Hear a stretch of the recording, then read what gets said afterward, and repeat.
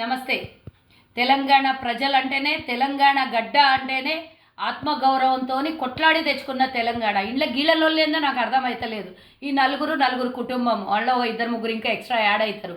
ఈ వీళ్ళ దొరలకు పనేం పాట లేనట్టున్నది. 3 నెలలు అయిపోయింది ప్రతిపక్షంలో కూర్చుంటే ఏడ ఆగుతలేదు, కాళ్ళు చేతులు ఆగుతలేవు.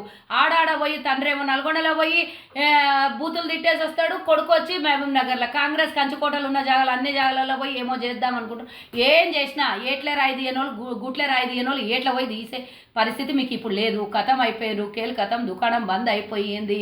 ఈరోజు నేను చెప్తున్నా, నిన్న మహబూబ్ నగర్లో మాట్లాడిన చాలా అడ్డిమార్ గుడ్డి దెబ్బతో గెలిచిన కాంగ్రెస్ పార్టీ ఏదో దారిలో ఇట్లా పోతుంటే గెలిపించుకున్నారట. గెలిపించుకోనికి నీలాగా నిన్న వచ్చిన పార్టీ కాదు, 138 ఏళ్ల చరిత్ర ఉన్న పార్టీ.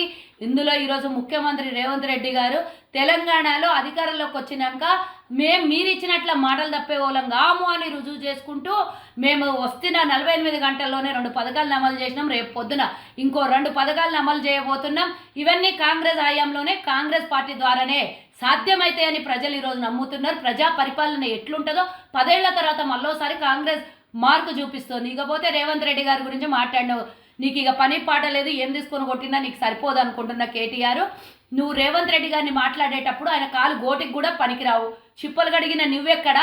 తెలంగాణలో కనీసం ఈరోజు ప్రతి ఒక్క చట్టసభలో కూర్చొని ముఖ్యమంత్రి అయినటువంటి రేవంత్ రెడ్డి గారు ఎక్కడ? ప్రజా పోరాటం చేసినటువంటి వ్యక్తి రేవంత్ రెడ్డి. అన్నిటికన్నా ముఖ్యం, ఏ ప్రభుత్వంలో కూడా మంత్రి పదవుల్ని అవి ఇవి ఆశపడి పోలేడు. ఇన్నేళ్లు ప్రతిపక్షంలో ఉండి తెలంగాణ ప్రజలు ఆశీర్వదిస్తే సోనియమ్మ గాంధీ ఇచ్చిన తెలంగాణలో రేవంత్ రెడ్డి గారు ముఖ్యమంత్రి అయ్యిండ్రు. ఇంకో 3 నెలల తర్వాత రాబోయే పార్లమెంట్ ఎన్నికల్లో క్లీన్ స్వీప్ చేస్తాము.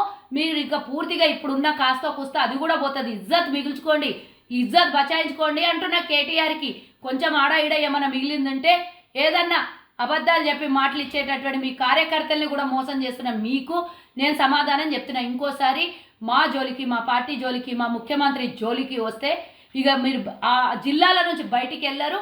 మా కాంగ్రెస్ అభిమానులు అన్నిటికన్నా ముఖ్యం, ఈరోజు ప్రజాపాలన చేస్తున్న ప్రజలు ఏ జిల్లాకు పోతే ఆ జిల్లా నుంచి వెంటబడి తరిమి కొడతారని హెచ్చరిస్తున్నా.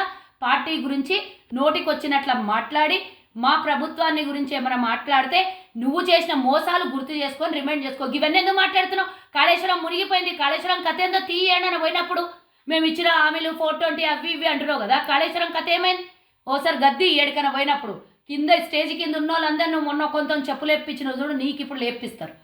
కింద నుంచి అందరు చెప్పు దెబ్బలు కొడతారు. మా 1,00,000 కోట్ల రూపాయలు చెమటా పైసలన్నీ తీసుకొని పోయి కాళేశ్వరం భోజనం అని నిన్ను కొడతారు. కాబట్టి కాళేశ్వరం నోట్లకెళ్ళి మాట వస్తలేదు.